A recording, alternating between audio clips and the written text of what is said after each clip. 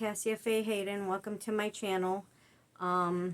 So, I know, buddy. I'm sorry. Are you okay? Are you okay? Did I move wrong?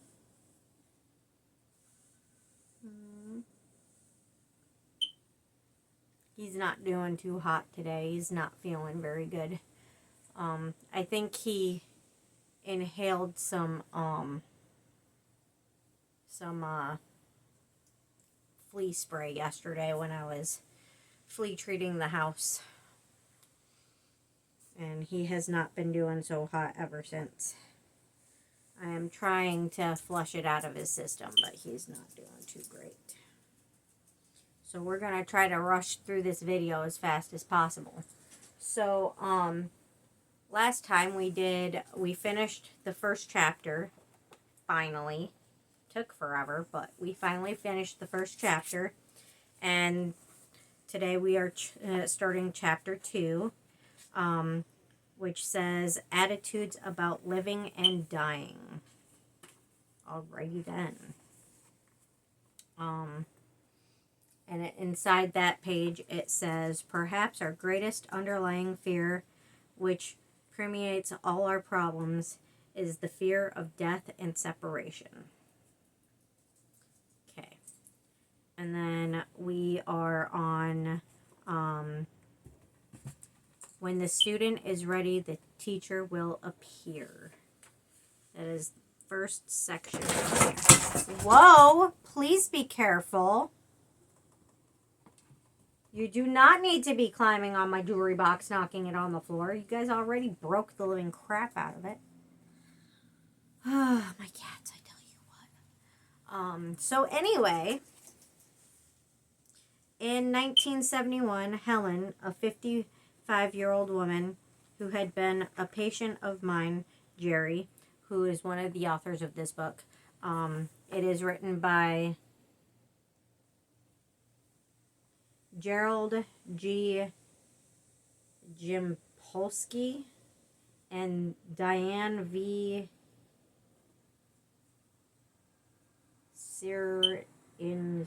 I can't pronounce her last name, but anyway, Jerry is Gerald, so that's one of the authors of the book. Old woman who had been a patient of mine, Jerry, called me on the phone and Jerry called me on the phone and told me that she was dying of cancer. She asked me if I would be willing to be with her and talk with her as she went through her dying process. I had to stop and think about how I would answer that question. I finally explained to her that this was not my area of expertise, and I had my own unresolved fears about death. However, I assured her that I would be willing to help in any way I could.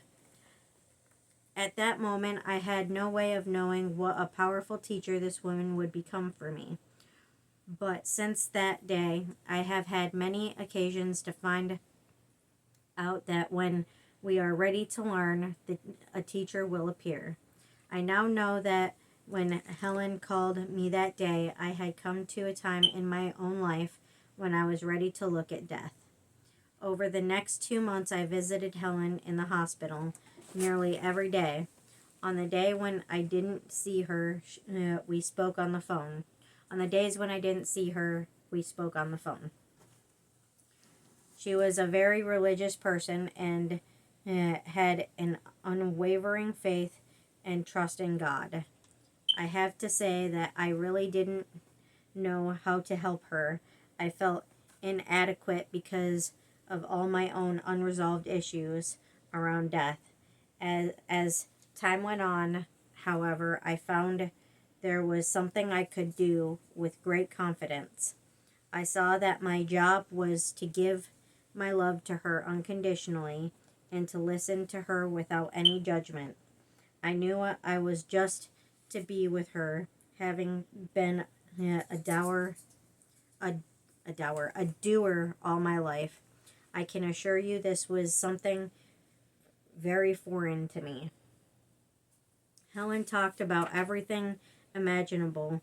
I cannot think of a subject we didn't touch upon. Most of the time, she really did not seem fearful of dying, but there were certainly times when she had doubts. There were tears, of course, but there was also much laughter, and at times there was anger too. Most of the time, I was amazed at the great calm and tranquility I felt in her presence. Unlike me at the time, Helen believed that we are more than just our bodies.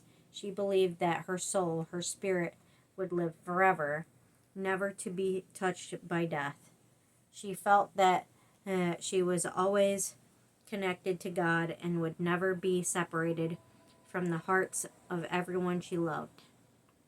Helen told me that she didn't believe there was any such thing as separation. Helen died in her sleep one night, slipping away very peacefully. With all my heart, I envied and admired her for having such unwavering faith and trust in a higher power.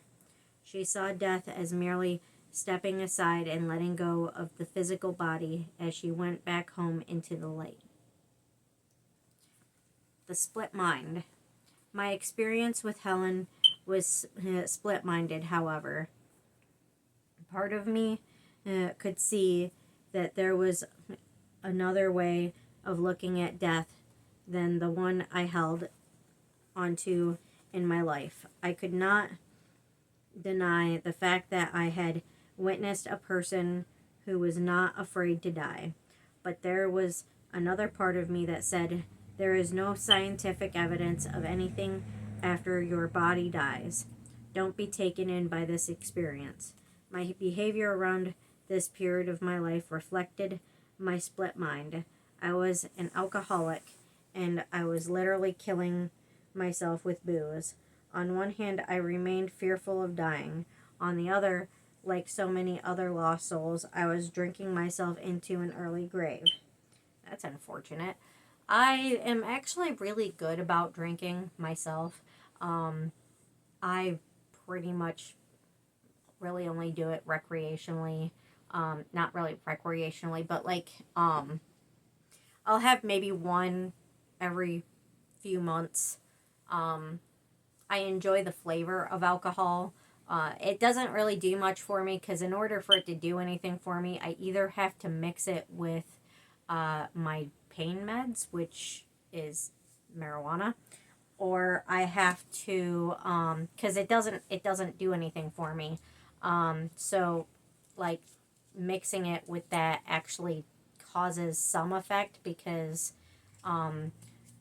neither of them, if I don't use them a whole lot, neither of them alone will do much for me other than the pot will get rid of my pain. But if I use my normal dose, my medicinal dose of marijuana for my pain and have one drink, it can essentially make me a little bit loopy. So I only do that if I'm really, really, really, really stressed. But you know, I will occasionally have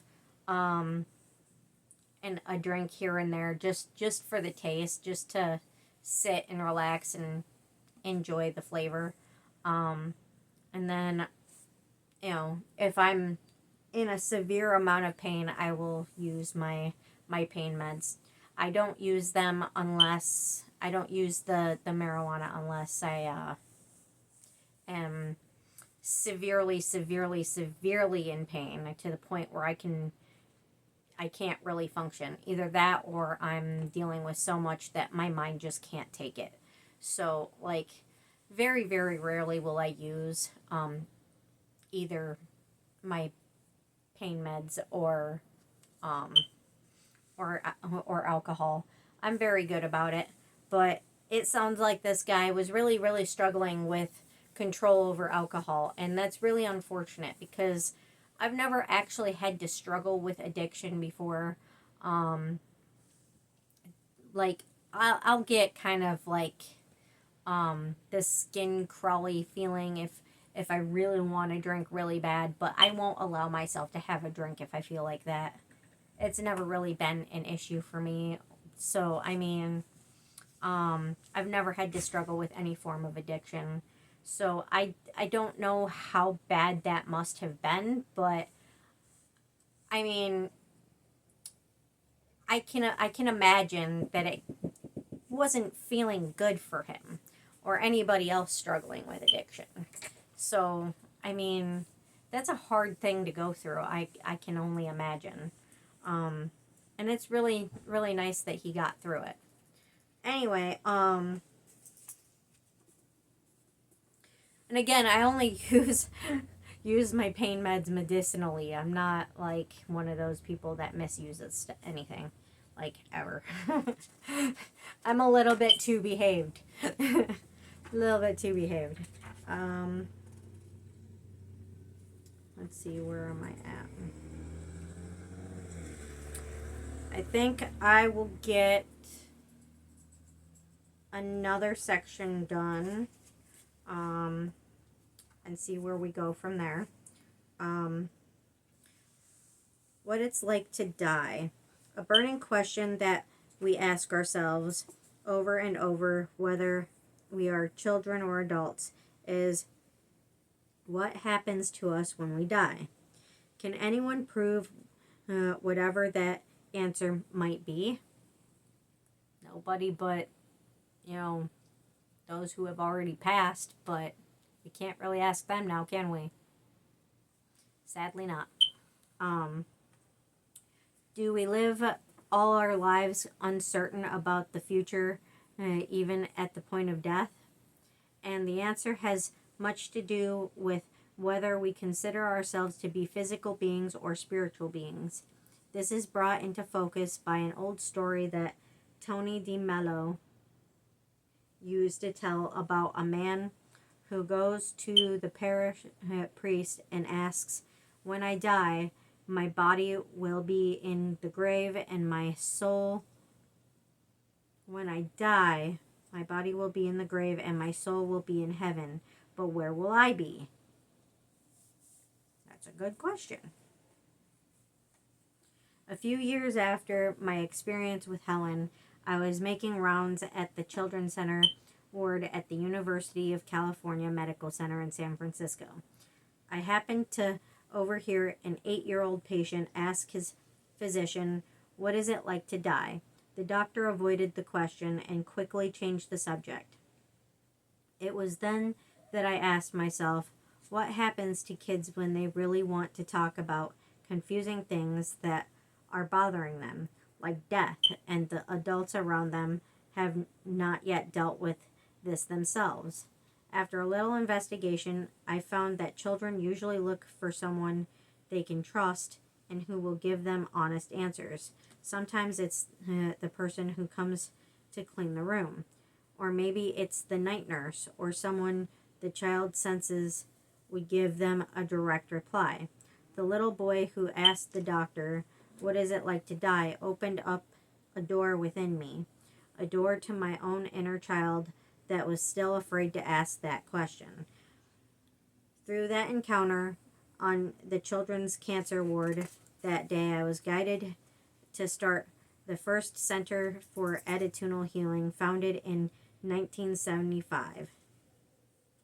Because of that one little boy's question, something within me said that if I started a center where children facing death could come and ask their questions, not only would they be able to help each other, but they also would help me to look at death in a different way. I knew that the healing of my attitudes towards death would have to be experiential, not just intellectual. In the many years that have followed, all of us at the center have learned much about living and dying and looking at all in a very different way. Sometimes it is also almost as if the children and adults who have come there, most of them facing death themselves, have been like angels sent to be our teachers. We are convinced that many of the children we have seen are old souls in young bodies, here to teach us simple spiritual truths. Okay. I'll keep going because we are only at 15 minutes. Fear of death. Over the years, the children and many others who have come to the center have revealed so much about their attitudes towards death and dying. We have learned from them that whether we are fully aware of it or not, our fear of death, which is really the fear of separation, is the greatest fear known to humankind. Ordinarily, we do not talk about death very much in our society, as if by burying our fears in the caverns of our minds, we will somehow avoid death forever. Our fears can be disguised in many different ways. One of the most common ways our minds play with this fear is by telling us that we must always try to control other people. That's disrespectful. I don't want to control nobody, and I don't want nobody controlling me either. Don't do it. Right? Don't control people. It's not right. It's just not right. I mean, you control your life, but don't be trying to control other people's. To each their own. Do you, boo? So often this grows out of the fear of knowing that we cannot have the control we would need to have our bodies live forever. Sometimes our magical thinking may, down deep in our subconscious, tell us something like this: by controlling other people, maybe I can control death itself so that I will never die. Right, because that's going to work for you. At the center, we hear many stories told by people who have chosen to face their own fears about death. One story we have heard is about the man who, when picked up a newspaper, always turned to the obituary column first. Most people read the front page first, or maybe the sports page or the comics, but not him. When he was asked why he turned to the obituary column first, he said it was because he felt reassured not to find his own name there. In his own odd way, this was his way of feeling that he had some control over death. The children and adults in the center have made it very clear that we will be fearful of death as long as we remain attached to our bodies as our only reality. Our fears will continue as long as we believe that past, present, and future are the only reality, that life and the body are the same. And that life and the body are the same. We will be fearful as long as we hold in our minds the belief that we are born to be here on earth, but for a brief time only to die. We will be fearful as long as we identify with our body and not with our spirituality. There are a great many other things that somehow come to symbolize for us our fear of death. In our workshops, we often find that many people have gone through divorces. So many of them remark that the end of the marriage was like death. The loss of a job or business can also appear to be like death. How we respond to these situations will depend on our belief systems. These situations provide us with new opportunities for becoming more aware of our belief systems and who and what we are, what is our purpose, and whether or not our lives involve more than a physical body. As we ask questions about death and dying, it is important to remind ourselves that many of our attitudes and fears in this area are learned. To release ourselves from these fears, it can be helpful to examine some of the details about how those fears got started. We can do this by looking back into our own lives at the times when we first became aware of death. And I will keep, whoa. I'll keep going, and then I will stop at the end of this section because that's fucking long. Okay. Personal reflections. We all learn about dying in different ways and at different ages. The first time I, Jerry, became aware of death was when I was 4 years old. There was an elderly man who, was our neighbor. He loved to work in his garden, and one day I noticed that he wasn't around anymore. I asked my parents what had happened to him. There was a long silence, and my mom and dad's faces took on expressions of horror, as if I had just said something terrible. Finally, my mother mumbled hurriedly, "He died and went to heaven." Then both my parents rushed from the room. Later that day, I tried to get more answers from my parents, but when I pressed them with my questions, they said, "People don't live forever. When they die, they go to heaven. That's all you need to know. Now don't ask any more questions about it." That's not the way to deal with that situation. Kids are curious for a reason, because they need to learn.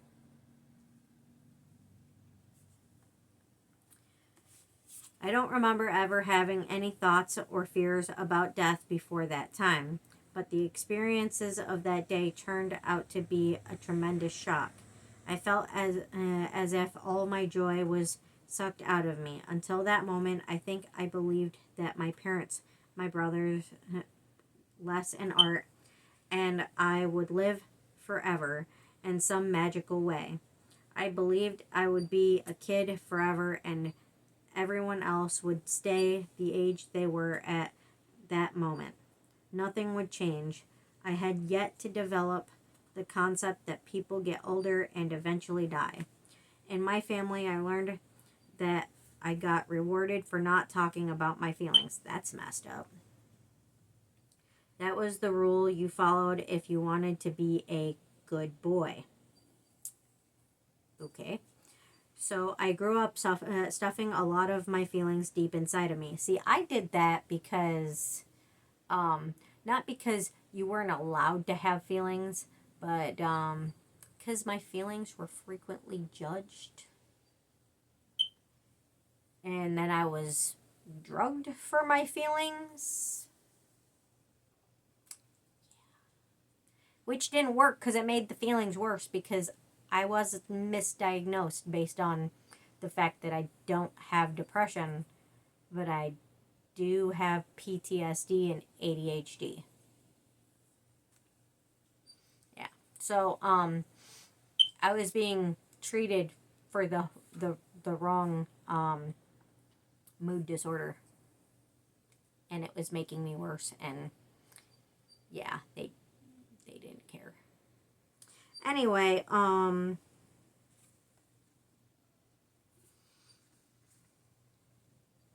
withholding my emotions from myself and other people.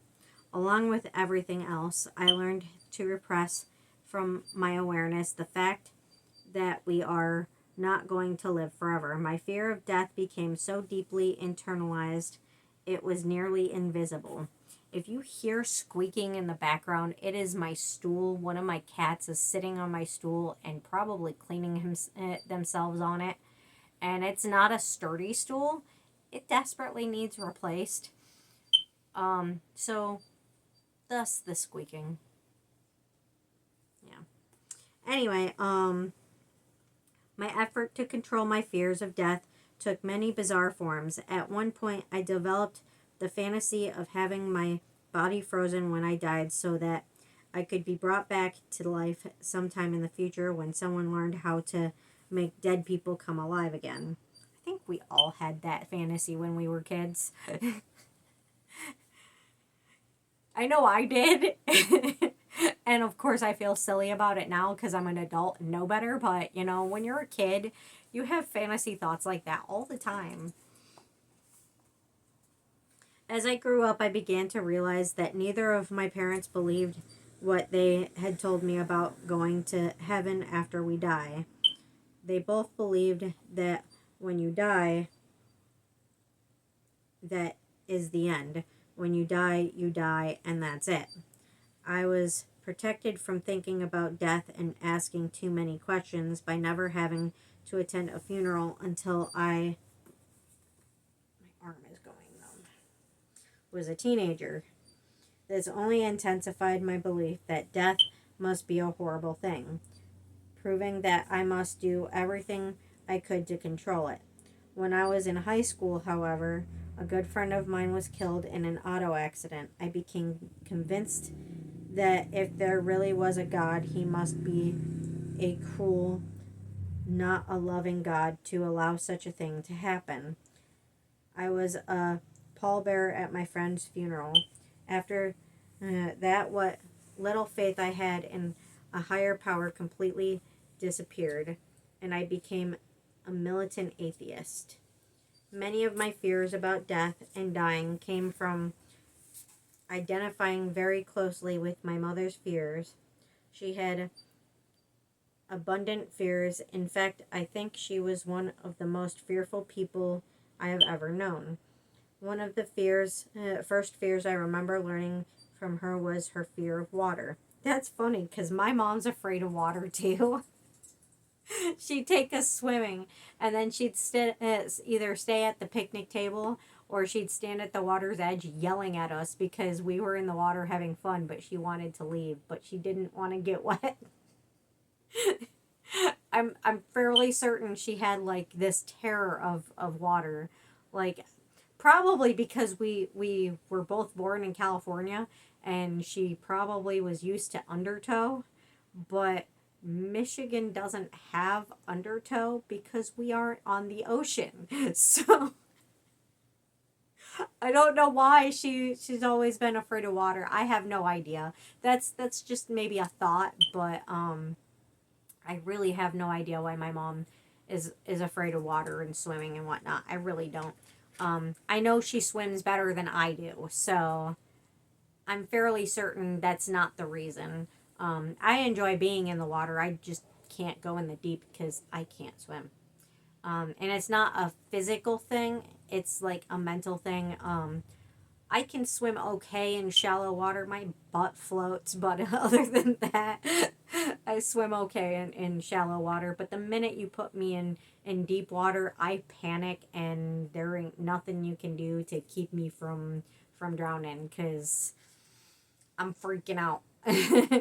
So, yeah, I almost drowned in California when I was a toddler, and I've been terrified to swim ever since. So, I still like going in the water and splashing around and being wet, but my mom won't even go in the water. So I don't know. I don't understand why, but she's got to have a good reason why she's afraid of water. She's never explained it to me. I've asked, but whatever her reason is, it's her reason, right? But anyway, I thought that was funny because my mom's afraid of water too. Additionally, she was afraid that I would drown. See, for me, that would be a good thing for her to be afraid of because I can't swim. Because I believed that these fears were real, I took many precautions to control them. For example, I remember taking swimming lessons and being the only kid at the pool wearing fully inflated water wings. I would so totally do that. My mother was also fearful of high places, new situations, and driving in the car. She was surely the master of all backseat drivers. She had many, many phobias, which ran the gamut for fearing that she would be killed in a car to fearing that she might die of cancer. I mean,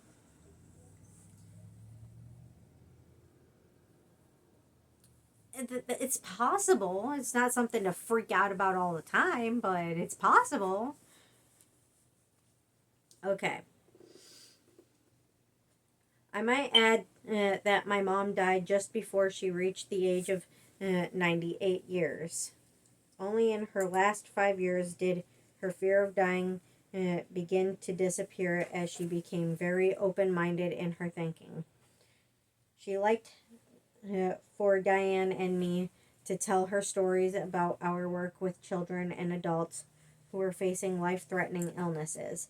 She admired the people we told her about, people who had such a strong faith and trust in a higher power. 3 years before she died, she surprised us by asking questions about reincarnation. She told us that she thought that young children who have a genius for music or other things must be demonstrating some form of reincarnation, that they were somehow carrying over into their present lives skills they had developed in previous lifetimes. Sounds legit to me. I actually believe in past lives, so yeah. Toward the end of her life, my mother also said that she had begun to have comforting dreams about my dad, Leo, who had died just a few years before at the age of 92. She told us, "In my dream, Leo came to me with outstretched arms as I was trying to cross the road to reach him. He looked so happy and the dream seemed so real."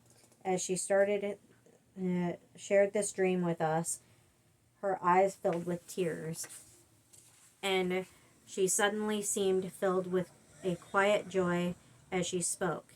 She had many dreams of this kind that we feel helped prepare her for her own transition. One of the biggest gifts Mom gave me in her last days was to let go of her physical body, dying peacefully in her sleep as I sat at her bedside very early one morning. Although she had not been facing any medical crisis that day, I had received a premonition that I should go to her that night and be with her. I had never before received inner guidance to stay at the night with her in her room. I will forever be grateful that I listened. Well, that's cool.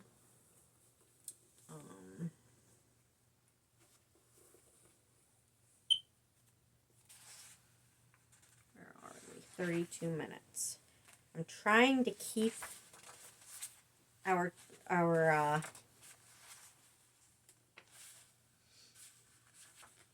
video short as possible. So I'm going to stop here, and I will get back to reading in our next positive thinking video. So, to our cards, because we've got to do our cards every week, right? We've got to do our cards. Alrighty. Are you okay, bud?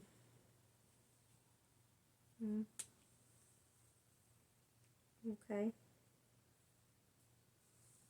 Checking on him. Okay.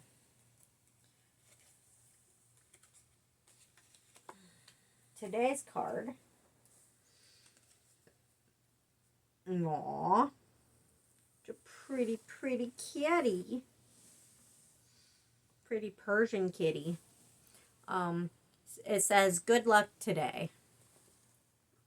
A pretty gray Persian kitty on front.